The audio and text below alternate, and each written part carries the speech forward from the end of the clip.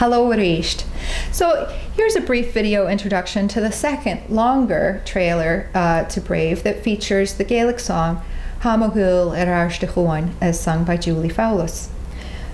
In this longer trailer, one of the things you can notice particularly is the contrast between the use of Scottish English and Scots language and the Gaelic language in the song. Because really, historically, these were just two completely separate languages, and they were spoken in different regions of the country. Gaelic was always spoken in the Highlands of Scotland, and Scots, and later Scottish English, were spoken in the Lowlands of Scotland. So it's a creative anachronism, shall we say, to have Highlanders in kilts speaking Scots, particularly in the ancient time period that the movie refers to.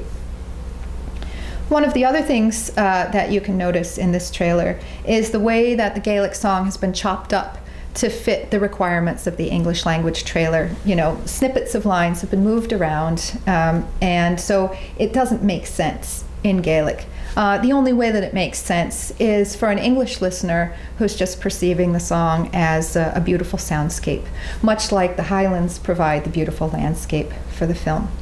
So let's take a look now.